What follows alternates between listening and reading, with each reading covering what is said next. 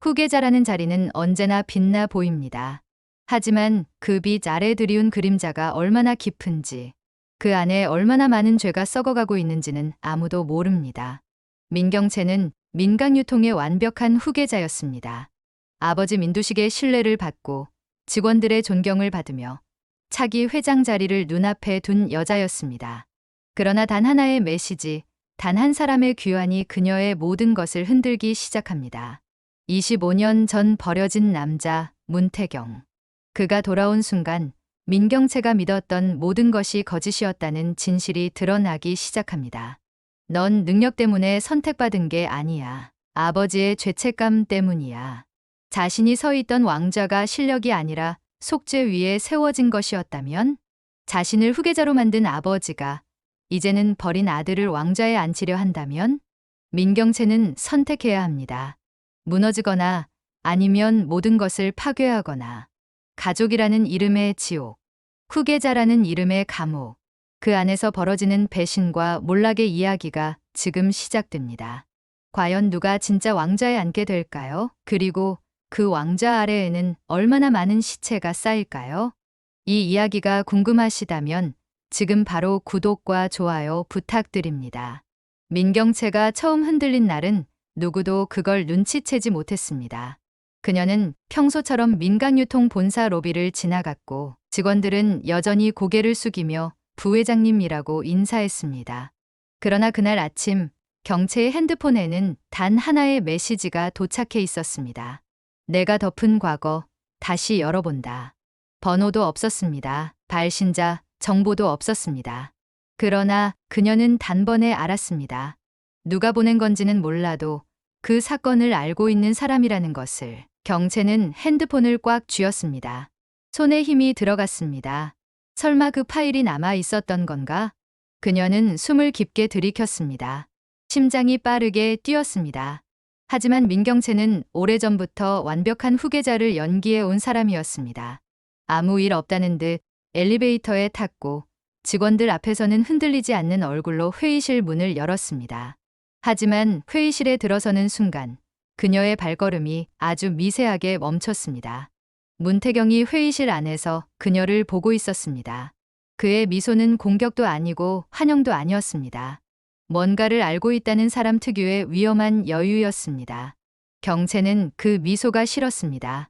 아니, 두려웠습니다. 오랜만이네요, 부회장님. 태경의 목소리는 유난히 부드러웠습니다. 경채의 뒷목이 순간적으로 뻣뻣해졌습니다. 그녀는 최대한 차갑게 물었습니다. 당신이 여긴 왜 와 있죠? 회장님이 직접 요청하셨습니다. 미국에서의 네트워크를 활용해 유통사업의 해외 라인을 재점검해 달라고요. 그녀는 비웃었습니다.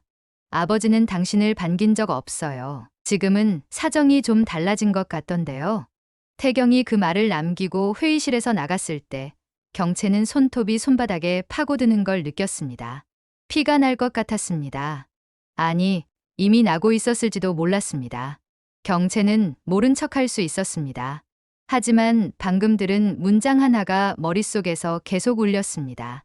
사정이 달라졌다. 민두식이 태경을 다시 불러들였다면 그건 단 하나의 의미를 가졌습니다. 자신의 후계의 구도가 위협받기 시작했다는 것. 상속자라는 자리는 누군가가 조금만 틈을 벌리면 쉽게 흔들리는 자리였습니다. 그리고 경채는 그 미세한 균열이 지금 막 시작되었다는 것을 본능적으로 느꼈습니다. 경채는 그날 오후 혼자 자신의 사무실에 앉아 과거를 떠올렸습니다. 아무도 모르는 과거, 아무도 알아서는 안 되는 기억. 7살 때였습니다. 비 오는 밤, 아버지가 운전하던 차 안에서 경채는 뒷자리에 앉아 있었습니다. 앞에는 오빠 지섭이 있었고 엄마는 조수석에 앉아 있었습니다. 두식 씨, 천천히 가요. 알아, 괜찮아. 하지만 괜찮지 않았습니다. 빗길이었고 아버지는 술을 마신 상태였습니다. 차가 미끄러졌습니다. 핸들이 돌아갔습니다. 비명이 터졌습니다. 꽝, 정면 충돌이었습니다. 경채는 그 사고에서 머리를 다쳤습니다. 3달 동안 병원에 입원했고 회복 후에도 두통에 시달렸습니다. 그런데 이상한 건 아버지가 그 후로 경채만 유난히 챙기기 시작했다는 것입니다. 경채야, 아픈 데 없니? 경채야, 학교에서 힘든 일 없었니? 경채야, 내가 원하는 게 뭐니? 지섭은 그런 아버지를 보며 질투했습니다. 수정은 태어나지도 않았던 시절이었지만 나중에 그 이야기를 들었을 때 비웃었습니다. 언니는 사고로 사랑받은 거네. 경채는 그때 처음 깨달았습니다. 자신이 받는 사랑은 진짜 사랑이 아니라 속죄라는 것을. 아버지는 자신을 사랑한 게 아니라 자신에게 미안해했던 것입니다. 그 미안함이 경채를 후계자로 만들었습니다. 경채는 사무실 창밖을 바라보며 중얼거렸습니다. 그래서 이제 와서 나를 버리겠다는 거야? 경채는 회사에서는 누구에게도 약점을 보이지 않았지만 민간유통 저택으로 돌아오는 순간 그녀의 표정에서 긴장이 사라지지 않았습니다. 현관 안으로 들어서자마자 동생 민수정이 소파에서 다리를 꼬고 앉아 있었습니다. 언니, 오늘 얼굴 안 좋네? 혹시 태경 오빠 때문? 경채는 표정 하나 바꾸지 않고 가방을 내려놓았습니다. 그 사람 이름 함부로 부르지 마. 왜? 아버지가 그 사람 다시 부르니까 언니 입장에선 좀 당혹스럽겠네. 수정의 미소는 얄미울 정도로 가벼웠고 그 속에는 명확한 악의가 담겨 있었습니다. 너는 그저 입 다물고 있어. 아버지 뜻에도 없는 얘기 함부로 꺼내지 말고. 그러나 수정은 웃으며 다가와 속삭였습니다.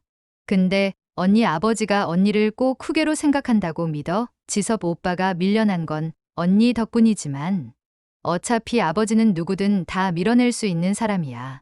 그 말은 경채의 신경을 건드렸습니다. 하지만 그녀는 흔들리지 않는 척해왔습니다. 수정은 더 자극하기 위해 한 발 더 내디뎠습니다. 혹시 그거 알아? 아버지가 최근에 누굴 만났대. 비서실도 기록 안 남긴 자리라던데? 누구를? 그건 나도 몰라. 근데 듣자 하니 엄청 오랜만에 만난 사람 같았다던데? 경채는 아무 말도 하지 않았지만 심장이 뜨겁게 뛰는 걸 느꼈습니다. 아버지가 만난 사람 문태경? 아니면? 그녀는 불길한 예감을 지울 수 없었습니다. 그리고 그 예감은 그날 밤 바로 현실이 되었습니다. 민두식이 호출한 저녁 자리에서 경채는 아버지의 입에서 평생 들어본 적 없는 말을 듣게 됩니다. 경채야, 너 조금 내려놓을 생각은 없느냐? 그녀는 들고 있던 포크를 떨어뜨렸습니다. 무슨 말씀이세요? 모든 걸 내가 짊어질 필요는 없다. 집안도, 회사도 내가 아니라도 된다. 그녀의 얼굴에 처음으로 공포가 스쳤습니다. 제가 아니라면 그럼 누구입니까? 지섭 오빠입니까? 수정입니까? 아니다. 민두식은 술잔을 내려놓고 아주 느리게 의미심장하게 말했습니다. 태경이다. 그 순간 경채는 숨이 멎는 것 같았습니다. 태경은 우리 집안 사람이 아닙니다. 그러니까 더 좋지. 민두식의 표정은 냉정했습니다. 너희들처럼 탐욕에 휘둘리지 않으니까. 그 말은 경채를 송곳처럼 찔렀습니다. 그 사람을 회장으로 고려하고 계신 겁니까? 그럴 수도 있다. 그녀는 더 말할 수 없었습니다. 경채는 완벽한 후계자였고 그 자리를 누구에게도 줄 생각이 없었습니다. 태경이든 지섭이든 수정이든 누구도 누가 그녀의 자리를 건드리려 한다면 그는 사라져야 했습니다. 그녀는 그날 처음으로 아버지에게조차 들키지 않게 속으로 이런 말을 처음으로 중얼거렸습니다. 아버지도 내 적이 될 수 있겠네. 경채는 무너지지 않았습니다. 아니, 무너질 수 없었습니다. 그녀는 다음 날부터 반격을 시작했습니다. 첫 번째 목표는 문태경이었습니다. 경채는 비서실을 통해 태경의 모든 동선을 파악했습니다. 그가 누구를 만나는지, 어떤 자료를 요청하는지, 어떤 보고서를 작성하는지. 그리고 그 과정에서 경채는 태경의 약점을 발견했습니다. 태경이 미국에서 일하던 회사가 3년 전 회계 부정 의혹에 휘말렸던 것입니다. 비록 태경 본인은 무혐의였지만 그가 그 회사의 이사였다는 사실은 변하지 않았습니다. 경채는 법무팀장 김선재를 불렀습니다. 선재 씨, 이 자료 봤어? 네, 부회장님. 이걸 이용할 수 있을까? 선재는 잠시 망설이다가 대답했습니다. 가능은 합니다. 하지만 회장님이 태경 씨를 보호하고 계신다면 리스크가 있을 수 있습니다. 리스크는 내가 감수할게. 당신은 그냥 움직여. 선재는 고개를 숙였습니다. 알겠습니다. 이틀 후 민강유통이사회에 한 장의 보고서가 올라갔습니다. 문태경의 과거 회사 연루 의혹을 담은 내부 감사 보고서였습니다. 경채는 그 보고서를 직접 이사회에서 발표했습니다. 문태경 씨가 근무하던 회사는 3년 전 회계 부정으로 조사를 받았습니다. 비록 본인은 무혐의 처리되었으나 민강유통의 핵심 라인을 맡기기에는 신뢰성이 부족하다고 판단됩니다. 이사들이 웅성거렸습니다. 민두식의 얼굴이 굳었습니다. 경채, 이건 아버지, 회사를 위한 결정입니다. 경채는 단호했습니다. 그녀는 이사회 표결을 요청했고 결과는 7대5로 태경의 해외 라인 담당직 해임이었습니다. 태경은 회의실 밖에서 그 소식을 들었습니다. 그의 표정은 변하지 않았습니다. 하지만 경채를 바라보는 그의 눈빛이 달라졌습니다. 경채는 그날 처음으로 승리의 미소를 지었습니다. 하지만 그 미소는 오래가지 못했습니다. 그날 밤 민두식이 경채를 서재로 불렀습니다. 경채야. 네, 아버지. 너 지금 뭐 하는 거냐? 민두식의 목소리는 차가웠습니다. 회사를 지키는 겁니다. 회사를 지키는 게 아니라 내 자리를 지키는 거지. 경채는 대답하지 못했습니다. 태경을 해임시켰다고 해서 내 자리가 안전해지는 게 아니다. 오히려 더 위험해질 뿐이야. 무슨 말씀이신지. 태경은 내가 선택한 사람이다. 내가 그를 건드리는 순간 너는 나를 건드린 거야. 경채의 심장이 멎었습니다. 아버지, 나가봐라. 그리고 생각해봐. 내가 정말 원하는 게 뭔지. 경채는 서재를 나왔습니다. 복도를 걸으며 그녀는 깨달았습니다. 자신이 이긴 줄 알았던 싸움이 사실은 더 큰 싸움의 시작이었다는 것을. 경채의 승리는 일주일도 가지 못했습니다. 태경이 해임된 지 사흘 만에 민두식은 긴급 이사회를 소집했습니다. 그리고 그 자리에서 태경의 복직을 직접 제안했습니다. 문태경 씨의 과거 의혹은 이미 미국 SEC의 무혐의 판정을 받은 사안입니다. 이를 근거로 해임한 것은 부당하다고 판단합니다. 이사들은 회장의 의중을 읽었습니다. 표결은 9대3으로 태경의 복직이 결정되었습니다. 경채는 그 자리에서 아무 말도 하지 못했습니다. 그녀는 패배했습니다. 그것도 아주 철저하게. 회의가 끝난 후 태경이 경채에게 다가왔습니다. 부회장님, 경채는 그를 바라보지 않았습니다. 한 가지 조언 드릴게요. 태경의 목소리는 여전히 부드러웠습니다. 저를 적으로 만들지 마세요. 저는 당신의 자리를 빼앗으러 온 게 아닙니다. 경채는 비웃었습니다. 그럼 뭐 하러 왔어요? 진실을 찾으러 왔습니다. 진실? 25년 전 제가 왜 이 집안에서 버려졌는지. 경채의 눈이 흔들렸습니다. 그리고 그 진실 속에 당신도 있을 거예요. 태경은 그 말을 남기고 떠났습니다. 경채는 그 자리에 멈춰 섰습니다. 그녀는 처음으로 두려움을 느꼈습니다. 진짜 두려움을. 그날 밤 늦게 경채는 혼자 자신의 방에서 서류들을 뒤적이며 태경에 대한 모든 기록을 찾아보고 있었습니다. 그녀는 알았습니다. 태경이라는 남자가 가진 약점, 입양 기록, 미국에서의 빈틈, 그가 회사에 돌아온 정확한 이유까지. 그러나 가장 충격적인 것은 한 문서에 적힌 낡은 글자였습니다. 회장 지시로 해외 보호소로 이동. 그녀는 소리를 지를 뻔했습니다. 손이 떨렸습니다. 아버지가 태경을 보냈다고? 왜? 무엇을 숨기기 위해? 그녀는 순간적으로 깨달았습니다. 아버지는 차기 후계자를 이미 오래전에 정해둔 거야. 그 후보는 자신도 아니고 지섭도 아니고 수정도 아니고 세리도 아니었습니다. 문태경이었습니다. 그녀는 손 위에 힘이 풀려 문서를 바닥에 떨어뜨렸습니다. 그리고 그 순간 문틈 아래로 누군가가 조심스레 편지 한 장을 밀어 넣었습니다. 경채는 곧바로 문을 열었지만 복도에는 아무도 없었습니다. 그녀는 편지를 집어 들었습니다. 너는 곧 무너진다. 너의 죄가 너를 삼킨다. 그녀의 손끝이 떨렸습니다. 이건 협박이 아니었습니다. 예고였습니다. 그리고 경채는 갑자기 깨달았습니다. 이 집안의 누군가가 이미 태경과 손을 잡았다는 것을. 누구일까? 동생, 오빠, 아버지의 비서, 법무팀장 김선재. 경채는 편지를 구기며 속삭였습니다. 좋아, 나를 무너뜨리려는 자 내가 먼저 없애주지. 민경채는 아버지의 말을 듣고부터 민강유통의 모든 사람을 의심하기 시작했습니다. 심지어 가장 가까운 사람인 법무팀장 김선재까지도. 경채는 선재를 회의실로 불러 세웠습니다. 문이 닫히자마자 그녀는 바로 말문을 열었습니다. 당신 태경과 연결돼 있어?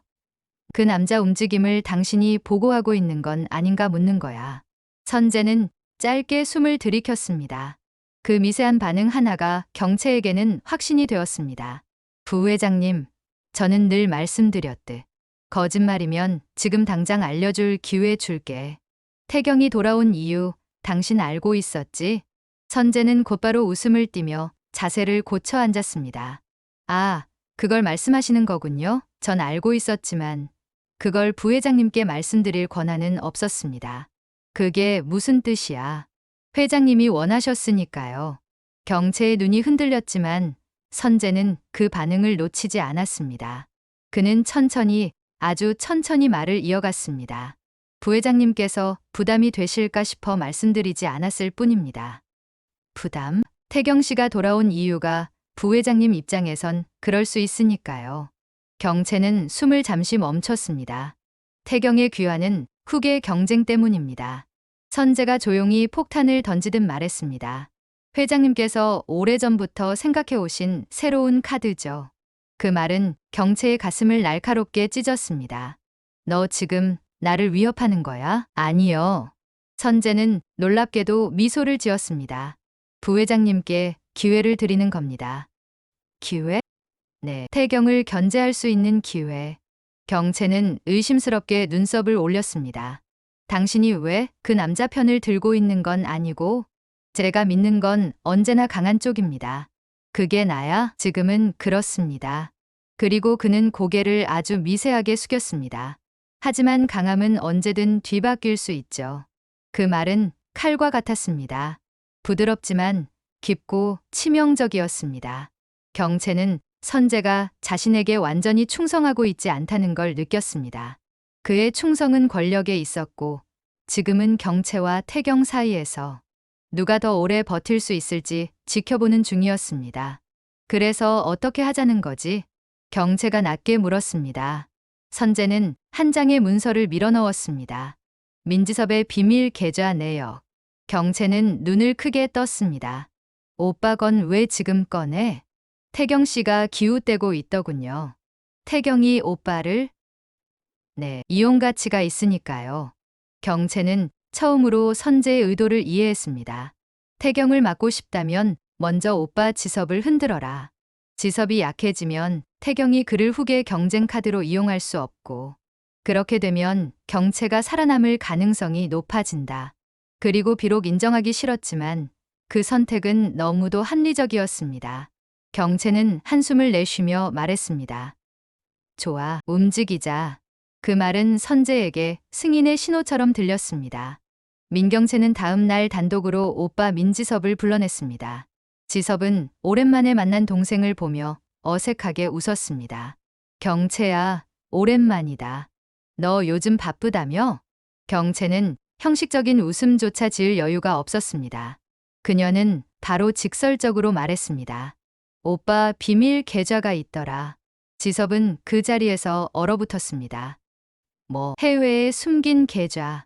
입금 내역을 보니 민간유통 내부 정보 흘린 정황도 있고 지섭은 혈색이 사라졌습니다. 경채야, 그건 설명하지 마. 나도 지금 심각하니까. 지섭은 떨리는 목소리로 말했습니다. 그걸 어떻게 알았어? 누구한테 들은 거야? 경채는 단호하게 잘라 말했습니다. 중요한 건 그게 아니야. 지금 한 가지 선택지가 있어. 선택지? 내가 지금부터라도 나를 밀어. 지섭의 얼굴에 혼란이 스쳤습니다. 너를 밀라고? 아버지가 태경한테 흔들리는 것 같아. 오빠까지 움직이면 난 끝이야. 지섭은 경채를 가만히 바라봤습니다. 오랫동안 꾹 숨겨온 감정이 서서히 드러났습니다. 경채야. 넌 항상 나를 아래로만 봤어. 경채는 눈을 치켜떴습니다. 무슨 소리야? 지금까지 내가 이겼던 게 내 능력 때문이라고 생각했어. 그 말은 경채의 뺨을 후려친 말처럼 들렸습니다. 지섭은 기어코 속에 쌓여있던 말들을 꺼내기 시작했습니다. 아버지가 널 후계자로 밀어준 이유 정말 몰라서 묻는 거야? 경채는 처음으로 이 대화가 이상하다는 걸 느꼈습니다. 뭔데? 지섭은 깊게 숨을 들이쉬고 말했습니다. 넌 아버지가 죄책감을 가진 유일한 자식이야. 경채는 그 자리에서 굳었습니다. 무슨 소리야? 어린 시절 사고 났던 거 기억나지? 넌 몰랐겠지만 그때 아버지가 운전대를 잡고 있었어. 순간 사방이 조용해졌습니다. 모든 소리가 사라지고 지섭의 목소리만 또렷하게 들렸습니다. 아버지는 그 뒤로 널 절대 버릴 수 없었어. 내가 부회장이 된 것도 실력 때문이 아니라 속죄 때문이야. 경채는 숨이 멎는 것 같았습니다. 그게 말이 돼? 현실이 그래. 너는 능력이 있어서 올라간 게 아니야. 아버지가 미안해서 올려준 거야. 그녀는 의자 등받이에 몸을 기대며 입술을 깨물었습니다. 지섭은 마지막으로 말했습니다. 태경이 돌아온 순간 그 속죄는 끝났다.